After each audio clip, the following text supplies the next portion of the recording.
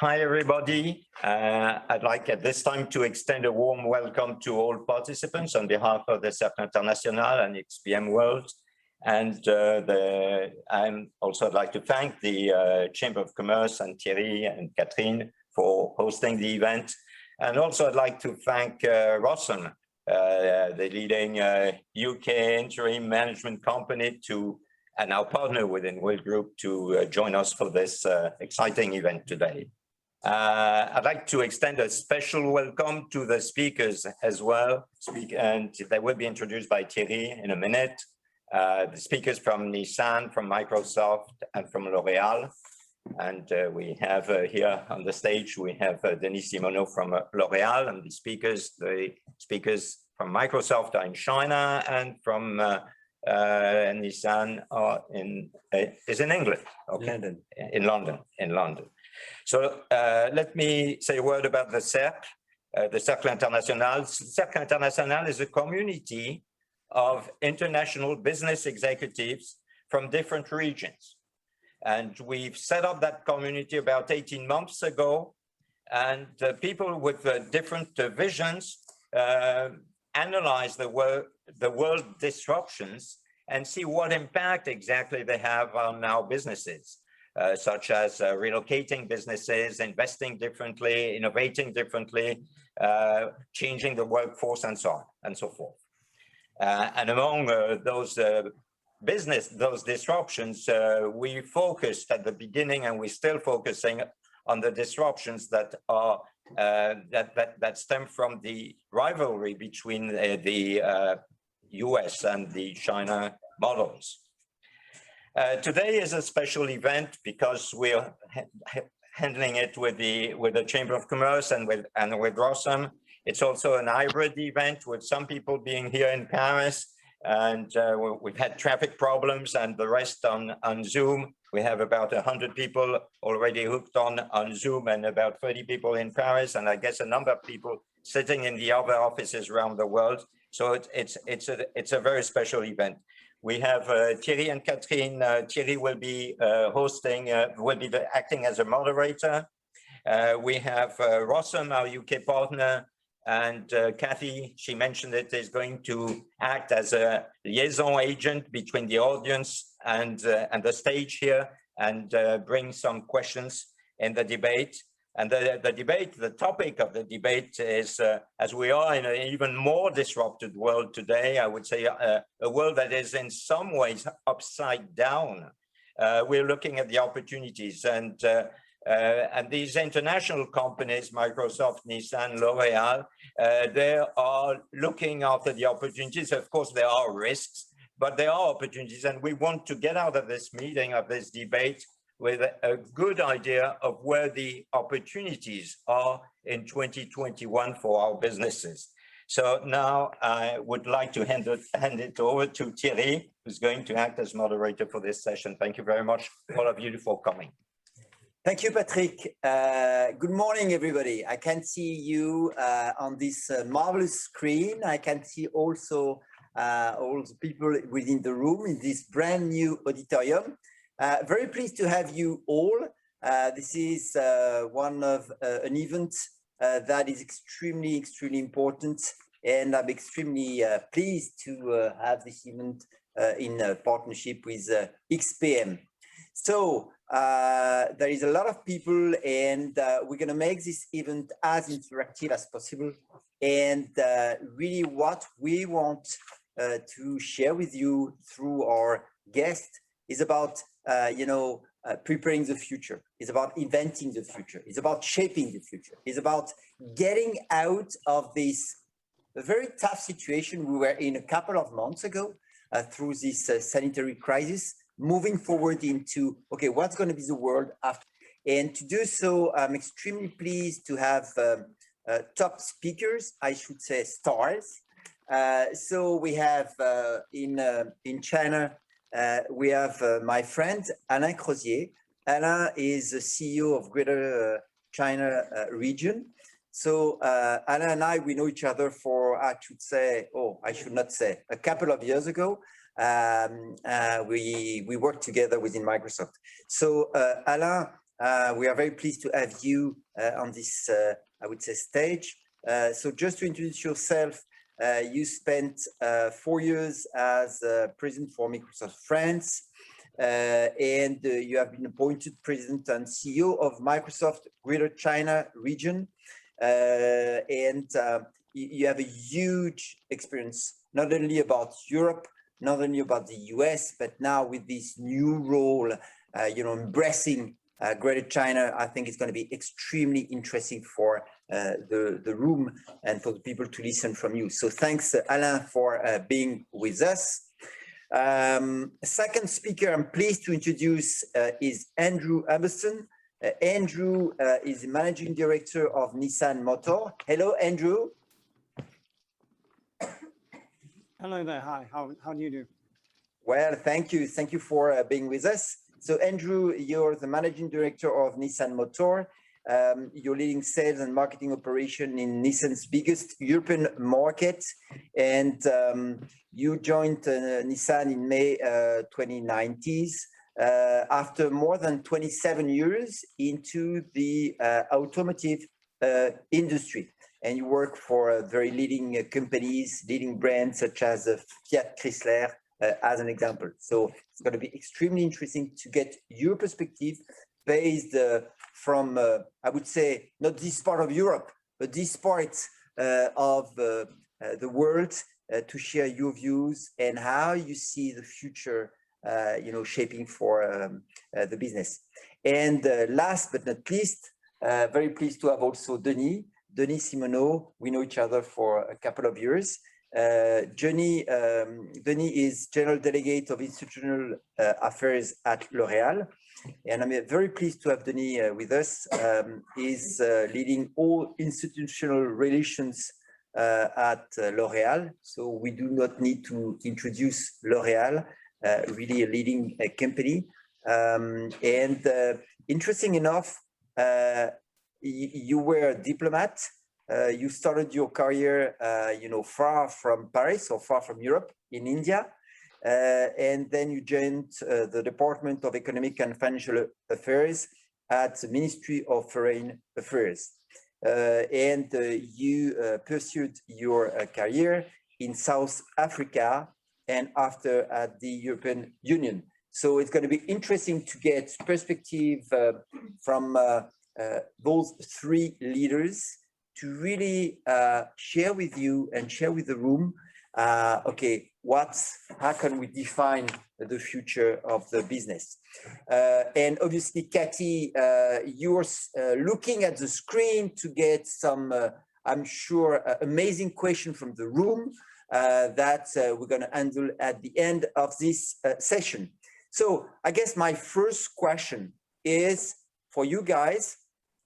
We are on the way to get out of a unique period for all of us, from a health perspective, from a social perspective, and also from an economic perspective. And I would like to ask you, if you could share and frame what's going to be the future, what's your vision about the future as now, and moving forward, what's your vision about the opportunities for the future? Maybe we can ask to Alain in Greater China, in Peking. Yeah, so thanks, Thierry. Just to give a little bit of background about Microsoft in China, because it's not maybe obvious for a lot of people, but despite the pandemic, but also the situation between the US and China, Microsoft has really doubled down in China in the past 2 years. Just so that you understand, we almost double our number of employees. We are close to 10,000 now in China, with 90% of them being engineer and researcher. So we've invested a lot in China in terms of not sales and really, I would say, grabbing opportunities in the market, but more developing a whole set of innovation that will help us, of course, in our product. But I'll talk about that, how we embed that with innovation that we develop and build out of China with our set of partners. We've also decided to invest in local infrastructure to make sure that we can respond to the request of the Chinese government. And so a month ago, we announced that we are going to multiply our capacity, our cloud capacity by 8 in China in the next 18 months. So we are betting big in China. And again, there is 3 big streams of activities that are very important. The first one is the innovation that we get out of the market that we are going to export outside of the market. And I'll give some example.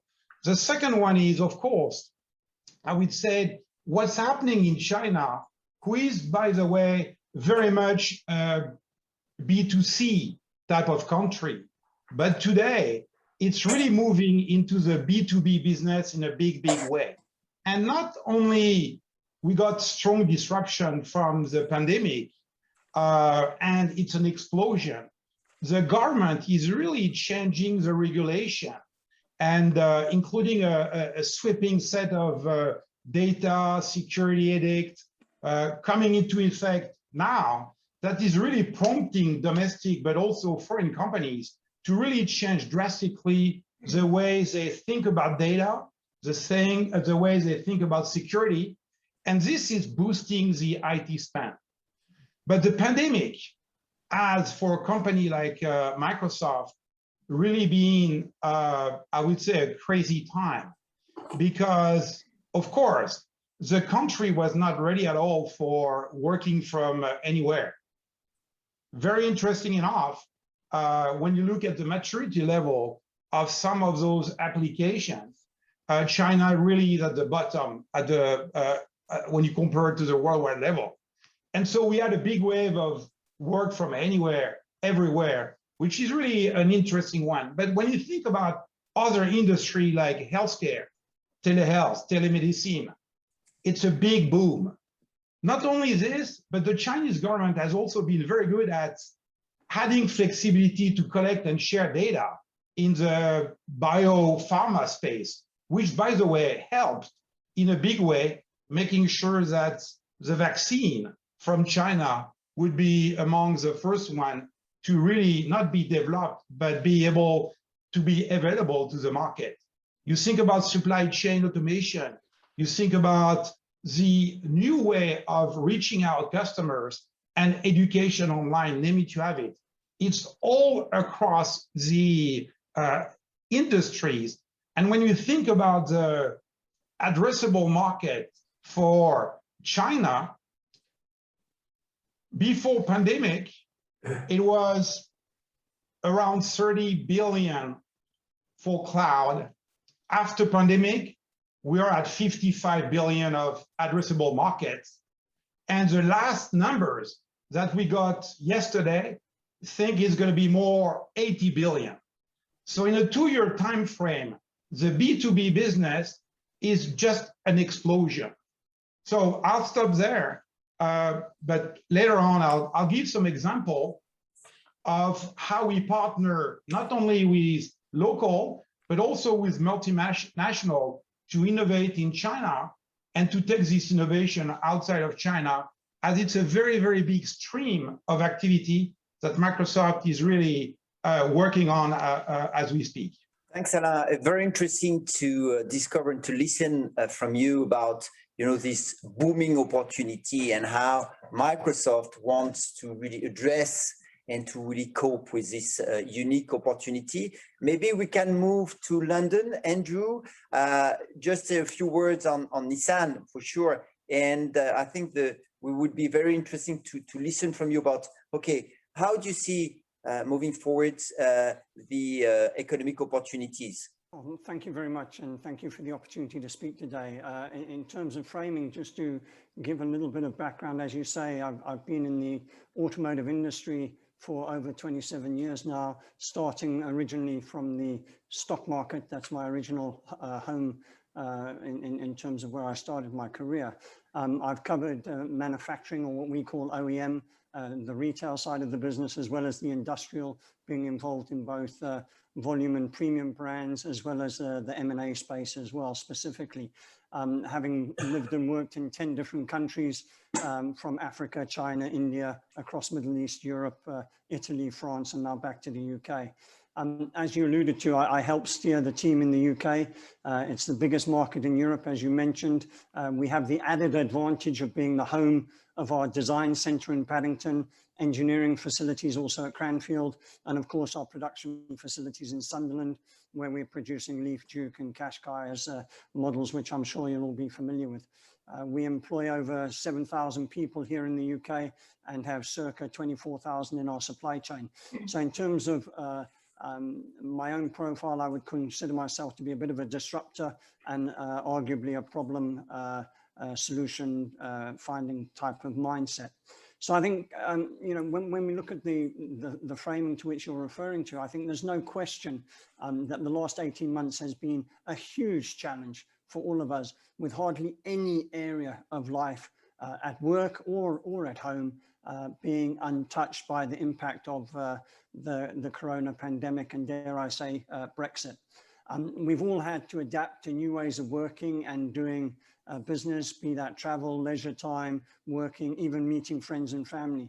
And I think there's been a lot of commentary about this period as being treated as the great reset of our age, a time to rethink everything we are doing on both a personal and a professional level. And I think from my own perspective, there's another way of looking at this, however, and that is certainly one that I subscribe to, which is namely around that disruption is arguably natural, even welcome, a welcome presence in business. It's what inspires innovation, evolution, and ultimately sustainable performance. And I think in truth, many of the changes we are seeing today were already absolutely anticipated and predicted. And COVID was simply an accelerant, condensing the transformation timeline to circa 18 months from anywhere from 5 to 7 years. And we've seen that in certain elements of our business, certainly on the digital side.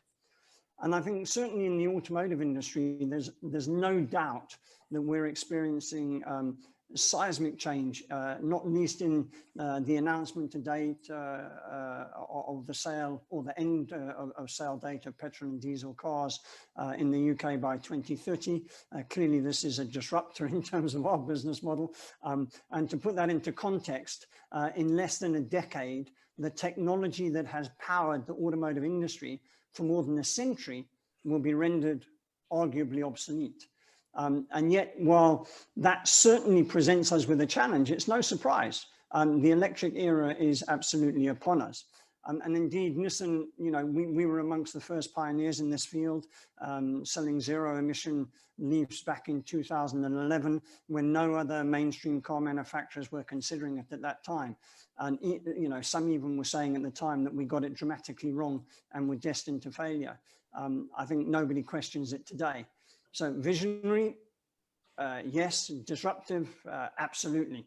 But it's not just the way our cars that are powered that's evolving. I think we're also seeing rapid advances in autonomous and connectivity or connected technologies fitted to our vehicles and our lives. We're still looking further ahead at what's next and the role of artificial intelligence, cryptocurrencies, blockchain, and how all of these will influence our business models.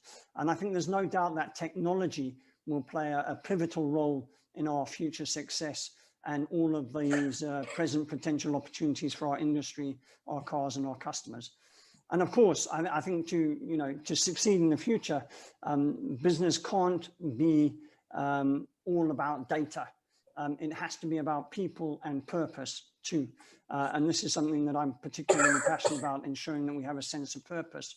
And I think Nissan's ambition to enrich people's lives by pursuing a goal of zero emissions, zero fatalities, and zero inequality, both in our company and in our communities. So I think, we believe that strengths come through diversity, and from I think we can generate more creative solutions as a result of this, and innovative ways of thinking how we can help deliver a better customer experience. So I think that's why really, we see strengthening our partnerships with our network is critical, our business partners, as well as with society. We're working hard to build a more inclusive business culture. And I'm personally proud of the developing partnerships we have with the groups like Pride 365, the Valuable 500, and they're putting the LGBTQ+ community and disability firmly on the business leadership agenda. So to propose in future, we also need to challenge, I think, outdated perceptions of our industry by offsetting a wide variety of exciting career opportunities to all those that have talent to drive and succeed, be that in our design studios, our engineering facilities, or in sales and marketing. So I think on a practical level, it's one of the reasons why we formed things like diversity and inclusivity councils, and of course, really focusing on how we can bring our customers on this journey with us as well. We also recognize clearly that customer behavior is changing, and that we must integrate both the online and offline technology touch points for seamless customer experiences. But I think that gives us a lot to talk about in terms of framing and subjects that we can cover here today. Thank you, Andrew. Thank you. And you're going to get back and feel free to add some more following our discussion. Denis, very pleased to have you here. We all know L'Oréal, but maybe you can say a few words about this great company. You just recently, made a change or an evolution into the governance with a new CEO. And interesting enough to listen also from you about how this company succeeded to really manage with efficiency this pandemic period. Thank you, Thierry. And let me say that I'm very pleased to be here with you and physically sitting in this beautiful auditorium. That's a real pleasure, and you missed something. So I hope that we will have more physical events in the future. Well, L'Oréal, as you said, has managed the crisis pretty well, I would say, even though 2020 was a terrific year, I mean, in terms of results, because the beauty market decreased for the first time for many, many years of more than 8%.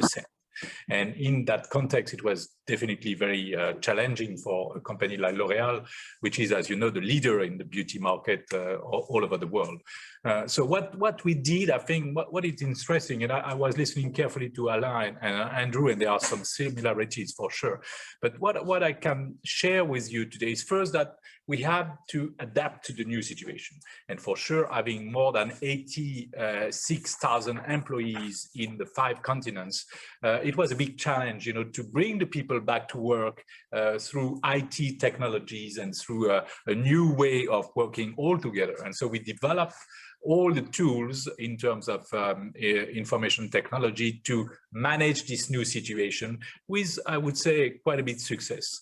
Because we had to adapt as well to the new marketing rules. I mean, the new marketing ways of working, because obviously you couldn't have visitors in the shopping centers. More than 10 million salons of hairdresser were shut down. More than millions of different perfumeries, and all our clients disappeared from the market from the beginning of the crisis, and so we had to adapt to that. What we did is really to accelerate, as Andrew and Alain said before, the crisis was an acceleration factor. And so we accelerated in particular e-commerce. E-commerce was the way to save our business all over the world in all continents. And we were in a good situation because before the crisis, I would say that 20–25% of the business was already on e-commerce. What we are talking about today is double. I mean, 50% of e-commerce is our results today, is depending from e-commerce today. And so that's the case everywhere. I mean, there is no country, no continent where you don't have a development of e-commerce.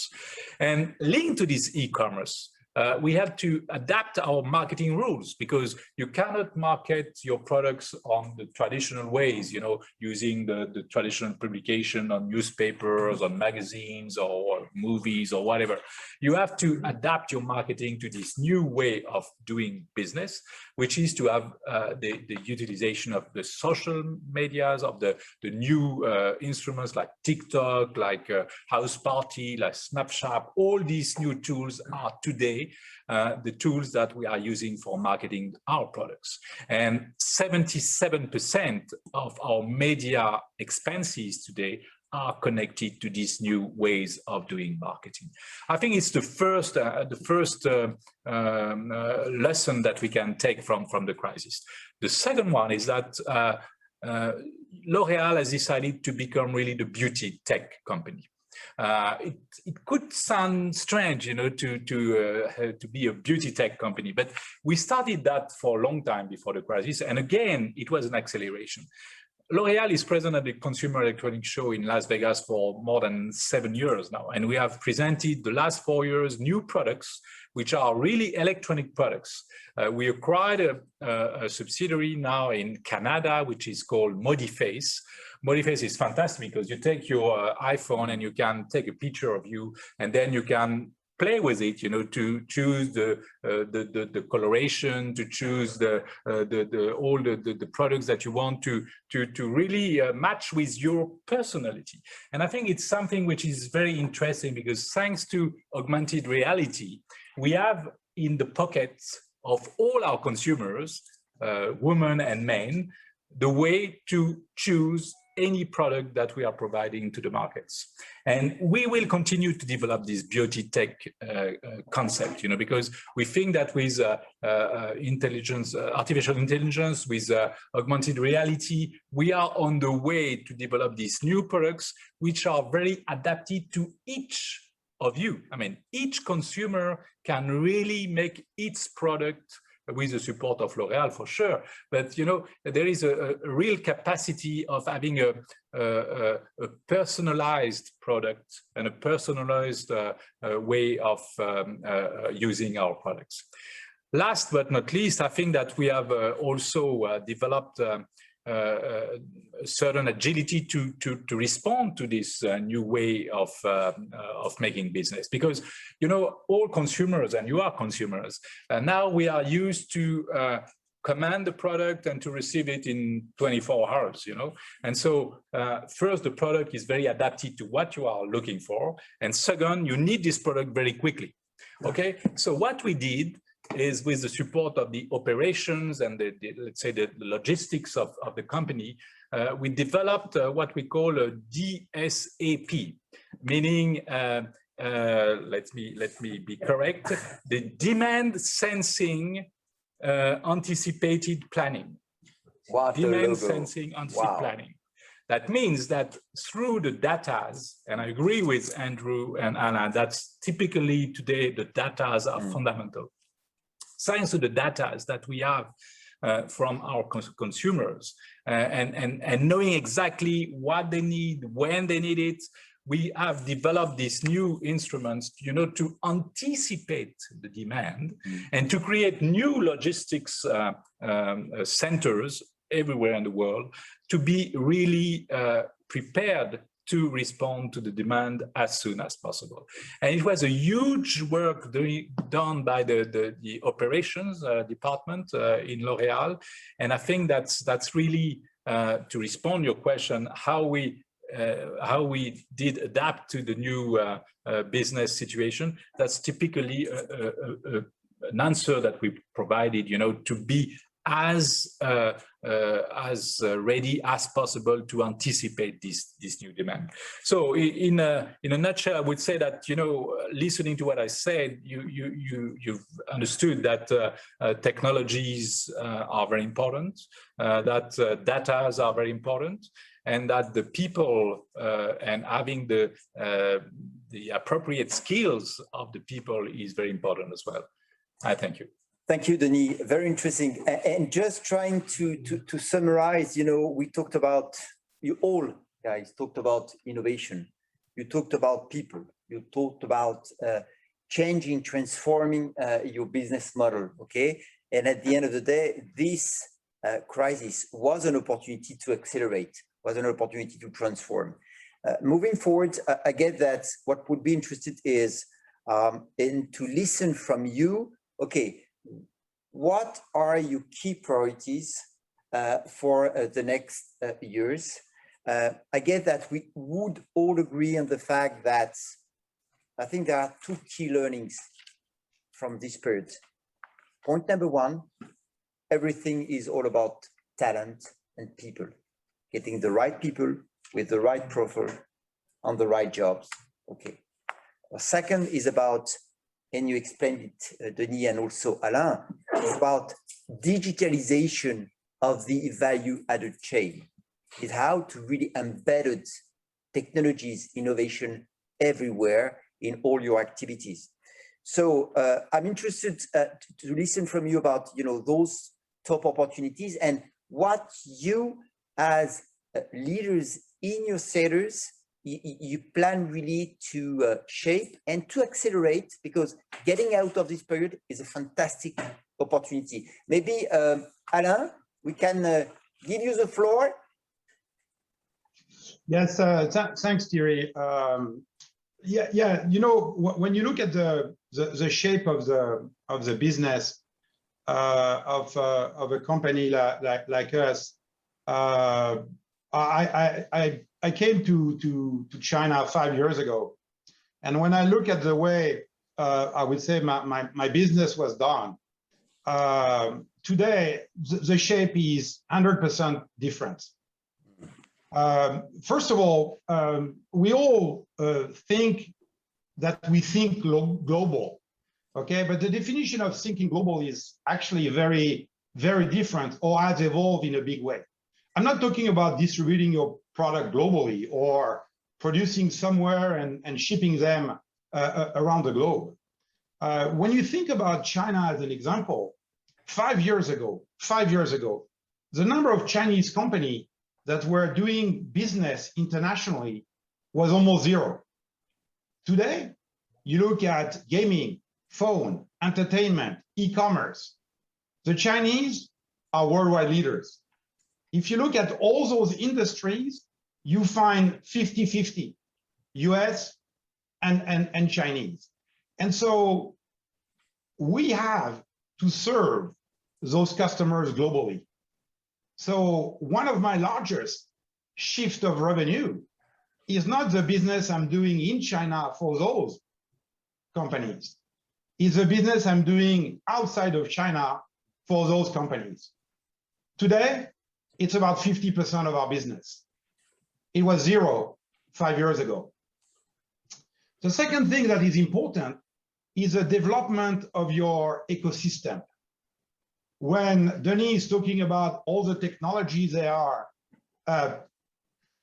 assembling, putting together, using, they are actually doing that with a set of partners, some very big one and some very small one. Yeah. Today, 80% of our partners have less than 5 years old of existence. And I'm not talking about only small people. Let me give you an example. In the, and I think Nissan will be happy with that. Take the robotic space. One of the largest robotic companies in the world is a Chinese, born 6 years ago.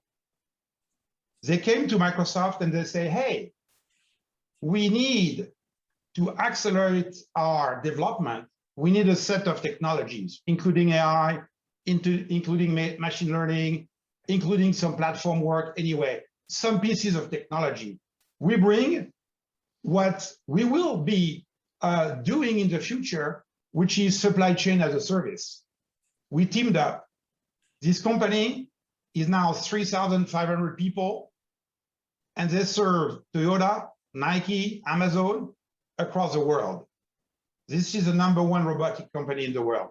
So developing your ecosystem is fundamental because you bring them the technology, they bring them concept and some technology, and your speed to market to respond to the need of your customers are absolutely unbelievable.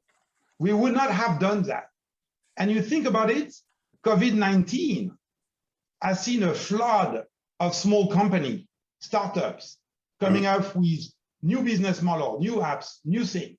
Of course, SMBs were hurt and are still hurt. But the reality is, if you take China, in the past 18 months, 60,000 new startups are now available with innovation for companies like L'Oreal and Nissan. And the last point I would talk about is my innovation exported and deployed at the worldwide level. If I take one of our big customers, it's an open one, doing coffee, Starbucks. They developed a supply chain, intelligent supply chain, starting from the coffee machine. And with that, they understand how to train their people, how to build their supply chain, how to do ESG in a very, very smart way. They took this technology, they worked with Microsoft, and now it's going to be deployed worldwide. You're talking about Starbucks, and you're talking about millions of coffee machines. But more important, Starbucks is becoming a service company because some of what they are developing, they are going to sell it to the rest of their own providers, suppliers, etc. And then change the shape of their business. Many examples like that. So invented in China and exported, deployed at the worldwide level. More and more multinational, and L'Oreal is one of them, are going to do that. And so when people ask me, hey, what is the market size of Microsoft in China? Think about it. 95% of my business is done outside of China as we speak. The last point I'll cover is Go Asia. This is a big fundamental element for China.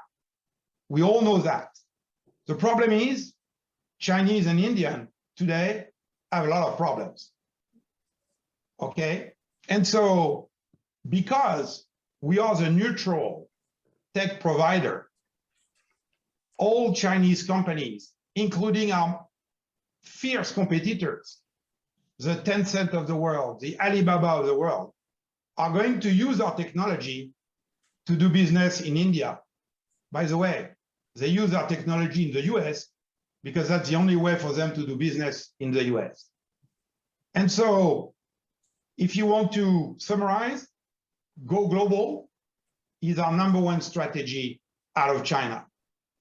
Innovation, made in China, invented in China, exported worldwide is the second one. And the third one, we call that Win the Future. And it's really all the elements of partnering locally with small, medium, very large companies in order to accelerate the speed of innovation in order for us to propose our customers the best solution, at least the one that fits their needs. Thanks, Alain. Thanks for sharing your passion about this fantastic region in the world. Absolutely amazing opportunities. Absolutely, you know, from the time you joined and now, I can see, and we can see the difference, and we can see the change happening. Maybe Andrew, if you could also share your views, you know, based on what Alain just said. And I'm interested to get your perspective from your industry and also looking after, okay, how do you see the future of your industry, and how do you see opportunities, massive opportunities to cover obviously Europe, but not only Europe, the world? Well, thank you very much for that. I think it's a very interesting space. I think if we look at generically media and entertainment, financial services, and retail, as we've already touched on, these are industries that have dramatically changed over the past 2 decades. And I think, digital technologies have been paving the way for new entrants into these industries, disrupting the traditional way of doing business.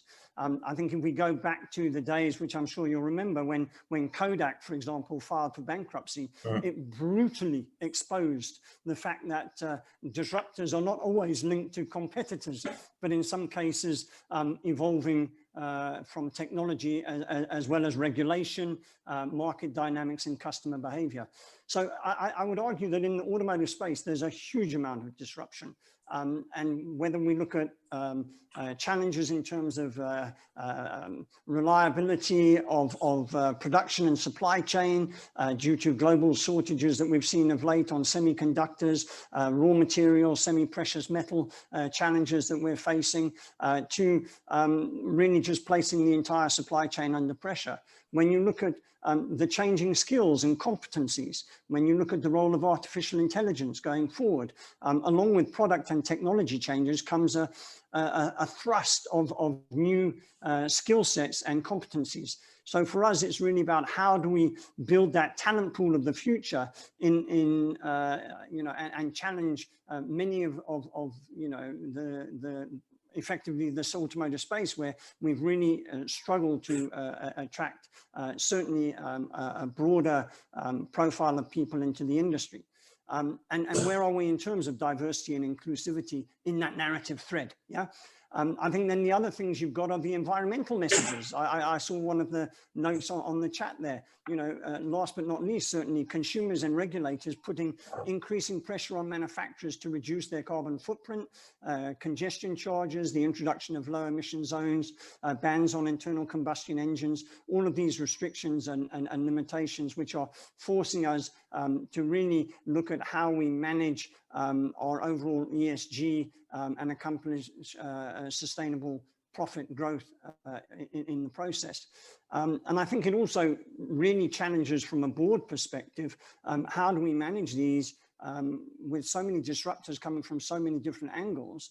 How do we look at managing supply chain, technology, regulation, and actually come to a point where we're more agile in our decision making and fast capturing and analyzing data to recognize changing customer needs? Because at the end of the day, we're a customer-driven business. We're customer-centric. We've got a distribution model that's under pressure. We've got changing consumer behavior, which is rapidly evolving, and we've got a rapidly evolving retail model. And again, as also mentioned by my colleagues, I think the changing consumer buying behavior has put stress on the retail model as it navigates its endeavors to adapt. So I think, the increasing shift from a current retail model to a new realities, be they digital, be they physical or a blended, makes it really a must to revisit the role of one's distribution network.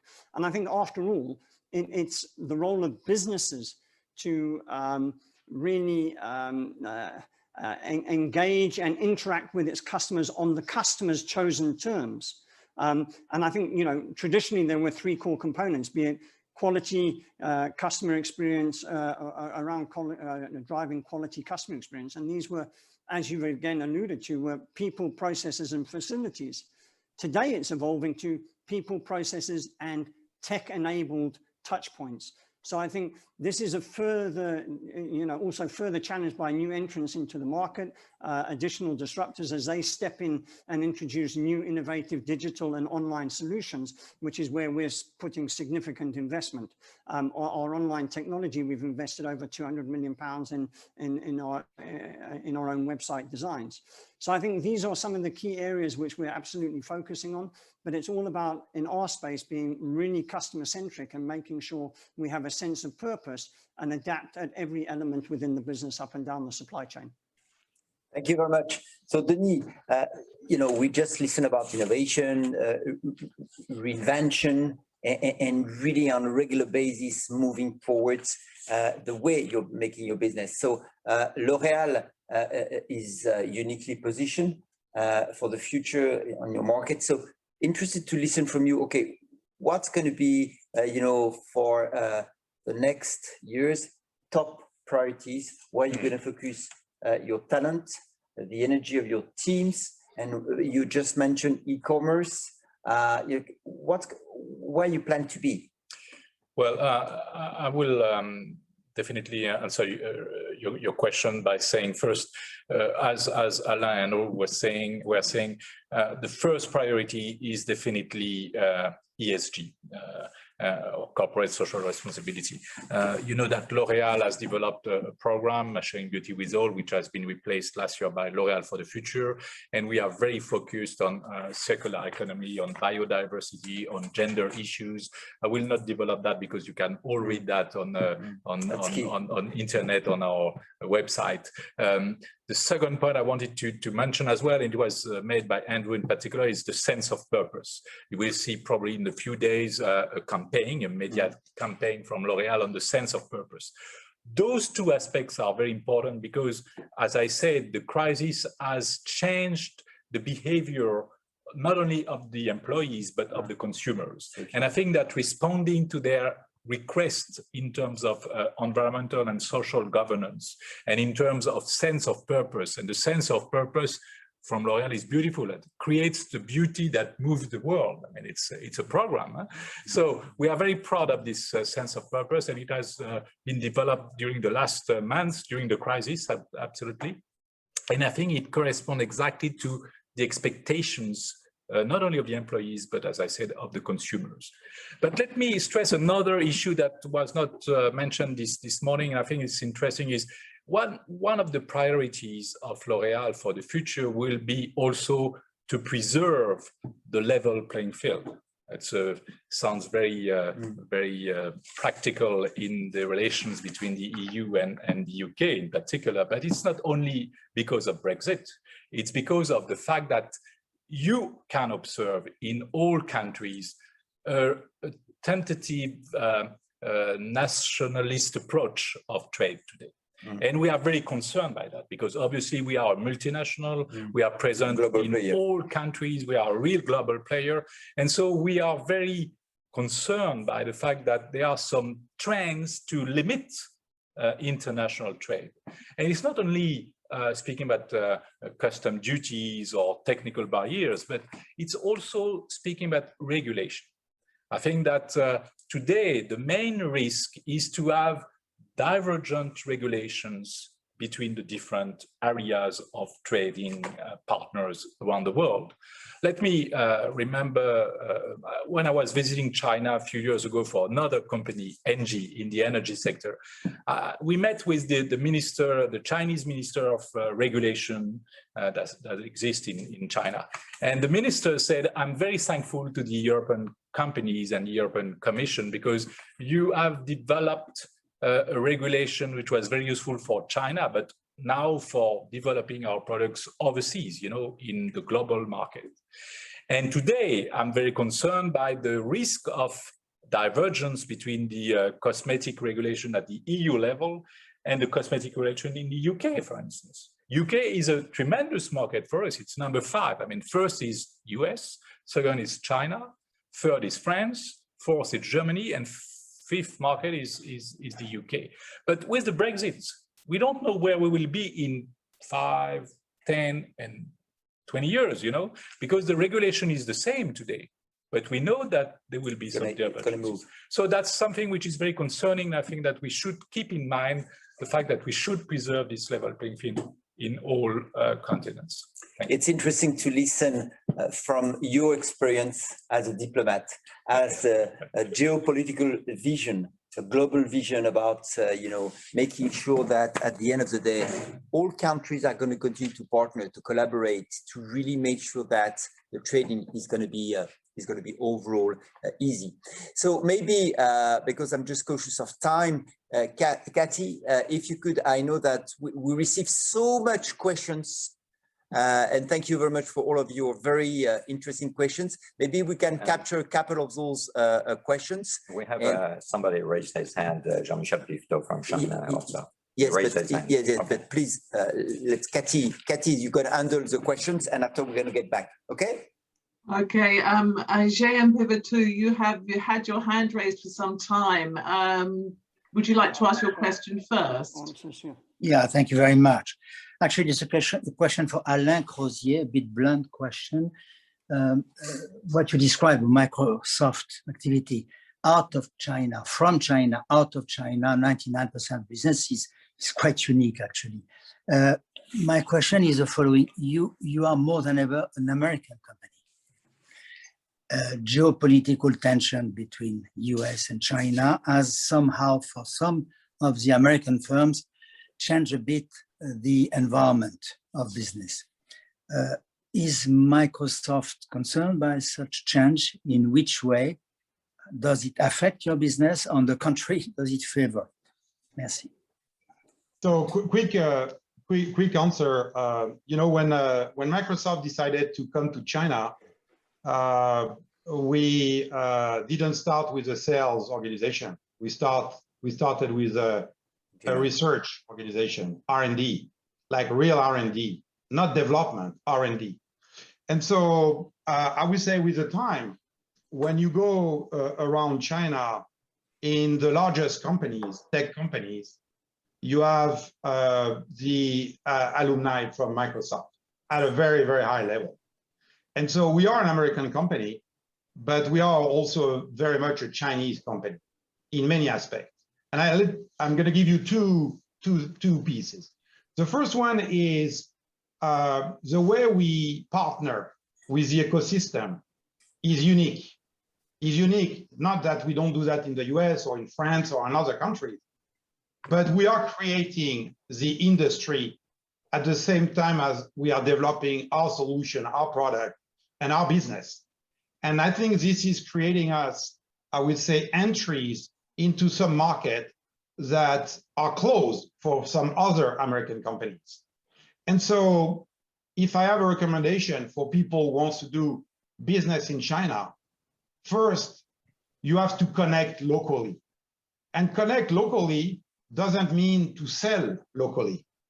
That's not what I'm talking about.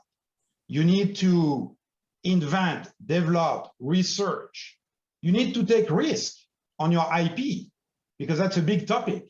A lot of multinationals don't want to really create out of China because they are worried that their IP is going to go somewhere. But today, if you don't partner, if you don't really work at connecting locally to level the playing field that Denis just talked about against some of your local competitors, you will not win. And so you have to become as local as possible.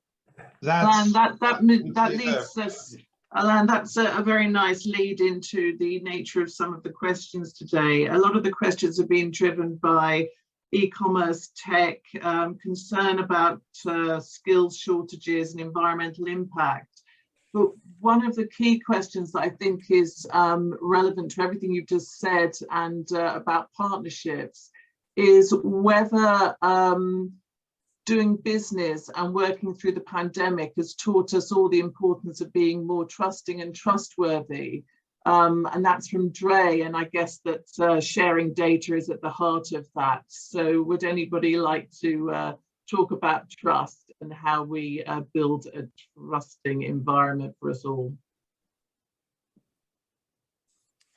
Just maybe a small example, if I may, because as I said, with the crisis, a lot of air salons, for instance, were closed. And so what we did at the beginning was really to create this trust with our clients, you know, and to accept that they will not pay their bills at time, that we facilitated all this relation with the clients.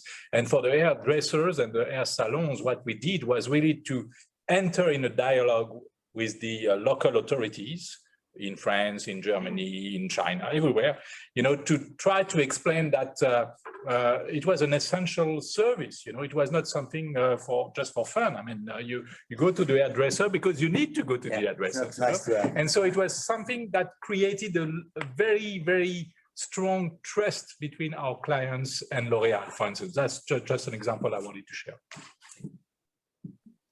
Maybe. Yes, Andrew? Yeah, I think, you know, not too dissimilar. We had a similar situation with people wanting to bring their cars in for service for MOT purposes and such like, concerns around the warranty of their vehicle. And we were in a position during COVID where we said that, you know, we would extend those periods and give that flexibility to consumers. I think what is interesting from our side of the fence, of course, we have all of these GDPR regulations in terms of what data can be shared between we're generating all of these high quality leads. The leads go to the retail network. The retail network then delivers a brand new product to a consumer. And arguably, we are then losing contact with that customer data. Thankfully, due to connectivity in vehicles today, it's the vehicle that actually controls the data. So every time, whether it's a first owner, second owner, we keep that relationship with customers through connectivity with the vehicle now, which is, I think, a huge advantage of the new innovation today. And that's really the fact that we have produced some hydroalcoholic gel was something very important as well. We switched the lines to create this product, and that has been a very important factor for creating this trust. Sorry. Alain, you wanted to say a few words? You know, we didn't produce the gel, but clearly, I would say and it's very interesting because the healthcare market is a market that is really controlled by the government, like in most countries. But when the pandemic hit, the Chinese government came to me and asked us to help leverage some of the technology to deploy what we have as a telemedicine platform to allow nurses and doctors and so on to be able to work together. And so in 4 weeks, we ended up serving 16,000 hospitals in China. And talking about trust, it's an important one because not only I think our CEO Satya got a letter from the president of China, but most important, I think it makes I would say the relationship between a company like Microsoft and its what are now more partners than they are customers. I would say this has really changed drastically the way I would say companies like us are seen in the market. And you know, we also serve 22 million kids to be able to have online education. And again, all that build on our platform, but with the leverage of the partner ecosystem. And so it's very interesting because on this example, we ended up partnering with about 11 partners that we didn't know 10 days before.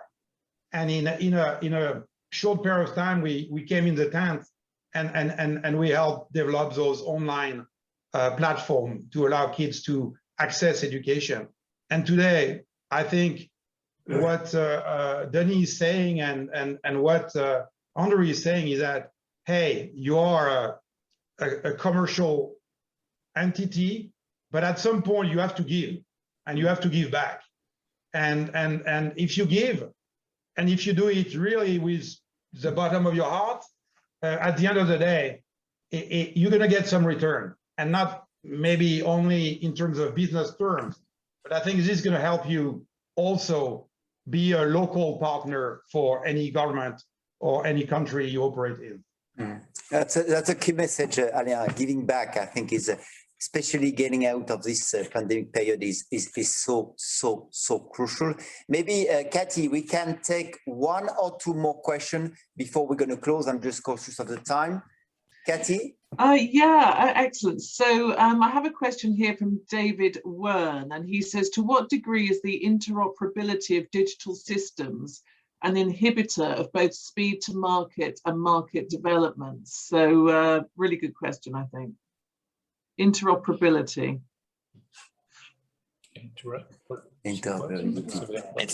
Systems working together. Yeah. So let me do a quick answer. I think the complexity of interoperability in the past was real.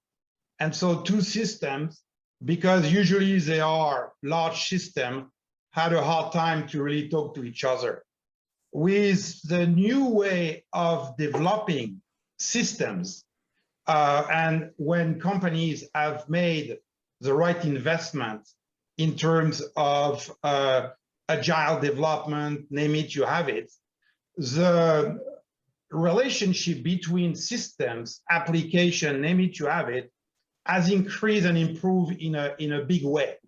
And so to answer this question, and also I saw the chat, you need two things.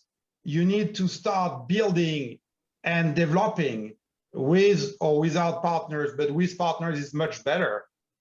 Just applications that are very, very, I would say, agile from a development standpoint, because with that, you'll be able to make them talk to each other in a much better way versus heavy system, heavy workload, like I would say we come when you have a high legacy IT system, which is the case of a lot of companies, unfortunately, at the moment.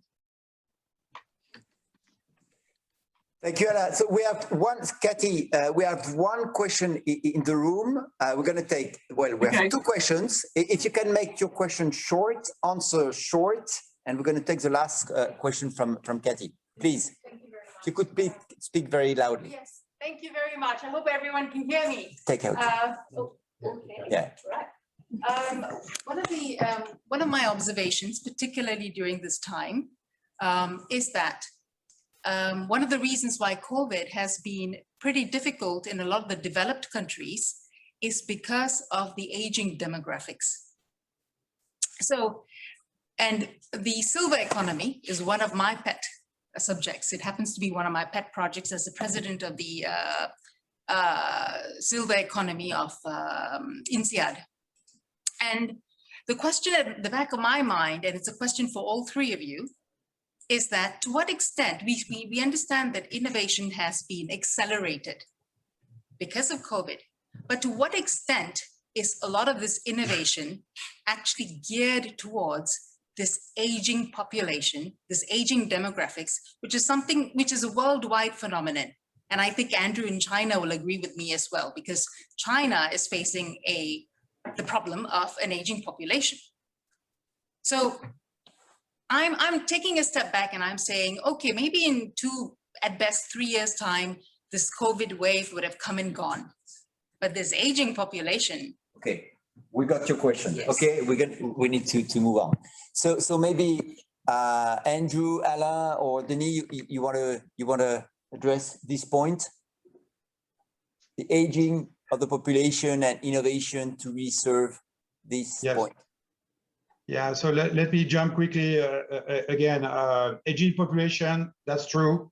COVID-19 has seen 4 or 5 players in China that are able to really equip any house with small sensors and IoT, plus a little bit of visual, so optical devices that help bridge, I would say, the aging population with the medical space. And when you look at this market that is being developed around the world, you have 7 companies who are developing this. 6 of them are Chinese. And not only 6 of them are Chinese, they already serve today about 80 million people for basic needs. It's not hugely sophisticated, but it's basic needs. And today you have monitoring elements, optical elements, etc., that gather a set of information that allows those people to be connected to a certain set of platform with people that are able to connect with them directly through voice, etc., etc. So I think this is a big, big piece of development, not only for China, but again, the Chinese are way ahead of the game in this area. Thanks, Alain. Very interesting, and I fully agree with your point. Maybe we're going to take one question in the room. Thank you. If you can make short, and one question from Cathy. So please. We spoke of talent in relation with innovation. You said that there is a trend of more tricky regulation in certain countries. So my question is relative to China and expatriates because of COVID.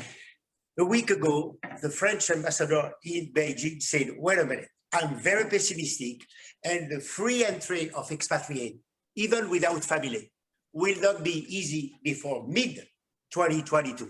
And he said even October 2022 for the anniversary of the nation. So you understand how it's tough about the governance of a company. So I would like to know if you are, maybe Alain Crozier, if he's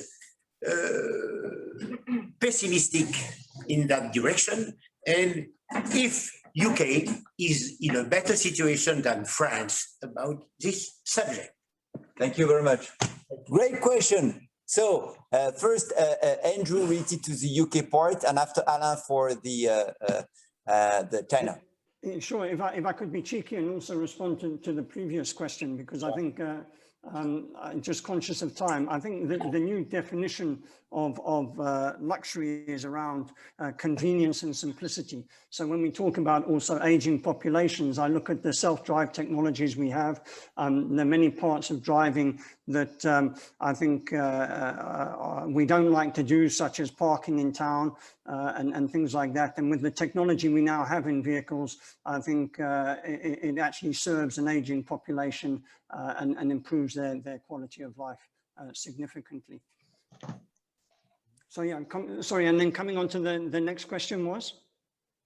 And the other question was for Alain for the Chinese part. So Alain, you just want to handle it?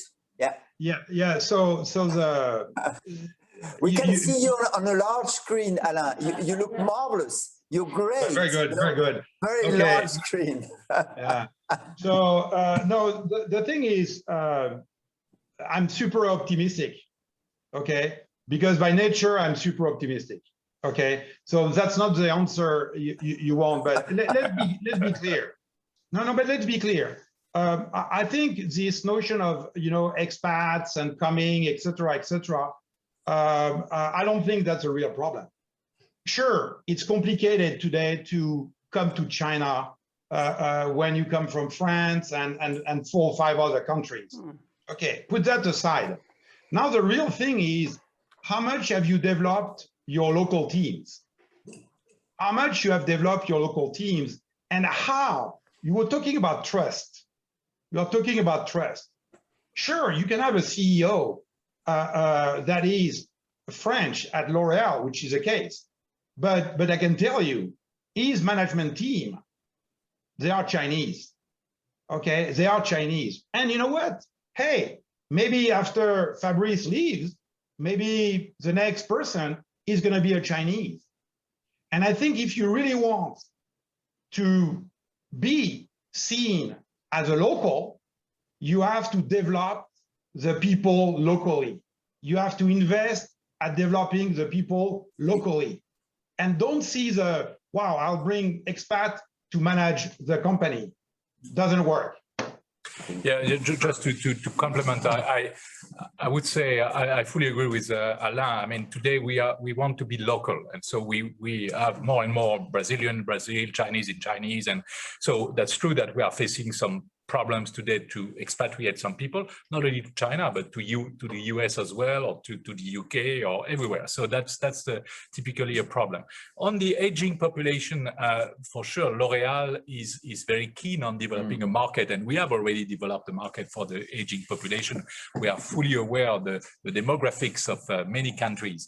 And I'm pleased to say that among the activities of L'Oréal, you have cosmetic active, which is the let's say, para-pharmaceutical products, which are very, very successful. And with the crisis, it is even more successful than the other divisions of the group, with a growth of more than 25%, you know. So with products like La Roche-Posay, Vichy, CeraVe, etc., we are really, we have some products which are totally corresponding to this aging population, for sure. Thank you.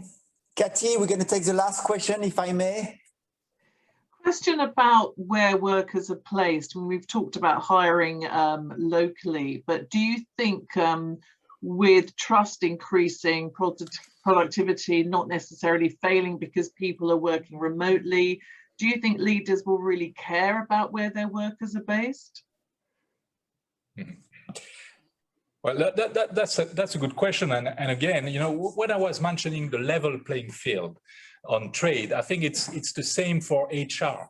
I think that we will be in a better situation to hire some local people if we think that those local people have, in a way, a global culture. You know, as Alain said, you know, we can act local, but in the same kind of framework, in the same kind of culture, because otherwise it will be very complicated. So far, we didn't face any problem for that. But the risk is if there is a nationalist approach included in education and training, that could create some problems. But I'm speaking about 20 or 30 years from now. Thank you, Denis. We're gonna, because I'm just cautious of your time. Cathy, thank you very much for addressing the questions. I'm gonna hand over to Patrick. But if I may, I just would like to leave you with two ideas. The first one is that listening to what you said, listening to all the members from the Franco-British Chamber, listening to all the leaders I met on a regular basis, the next couple of years are going to be just an amazing period. It's going to be an amazing period for growth. It's going to be an amazing period for change. It's going to be an amazing period to reinvent what we're going to have to do, whether you're in different industries. So it's really about grasping opportunities. But I can tell you, the next couple of years is going to be absolutely amazing in terms of growth. The second element is there is one common, depending on this industry, or this industry, there is one common, absolutely crucial point. It's about talent. It's about people. And I just want to leave you with something I strongly believe in, which is about if you deeply take care of people, if you deeply take care of talent, they will take care of the business. And this is really something that's more and more, and getting out this pandemic is even more important today. Patrick, if you can conclude, please. Yes, thank you very much. And I think you said quite a lot, and I think it was extremely rich. And we've recorded the session, and we will probably get the summary out and pass it on to you. However, I'd like to make a final comment about China, because we all know that that China is the worldwide investor. I mean, it's the leading worldwide investor today. And in terms of innovation, it's probably going to be the leader in innovation in most of the technologies we've been talking about. And it fascinates me in a way that it is an American company that is sitting in Beijing, that is telling us, come to China, invest, be serious in your investment with the people, and export your technologies back to the rest of the world. So basically what he's telling us, what Alain tells us, and I like this very much, is if you can't beat them, join them. And there is a real opportunity for all of us here and who are listening. I mean, just think a little bit more about China, how you're going to get that innovation from China, because innovation is everywhere. So you can copy a lot of things, you can integrate a lot of things. How are you going to get it? And how are you going to supply those companies that are Chinese companies and that are exporting to the West? Some, we know some companies that do that already, but I think it's a message for all of us, on top of everything else that the world is accelerating, that we have to revisit, transform through data technology and so on. That's real. But looking at China and looking at the US, I think that was an important piece of news for me to hear that. If you can't beat them, then you join them. Let's do that. And thank you all for being here today, for listening from a distance. I hope you enjoyed it. About India, this will be the next topic for Cercle International.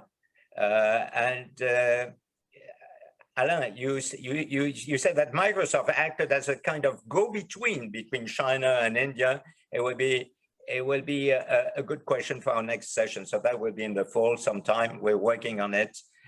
Thank you all again. And thank you for the French-British Chamber of Commerce. And thank you to Denis for being here. Thank you for the speakers for their very valuable speech today. And it was really good to hear. Thank you very much. Thank you very much. And what I would suggest, let's imagine we are all in the same room. So if you could just switch on your microphone and just a big round of applause for our speakers and for this inspiring talks. Thank you very much.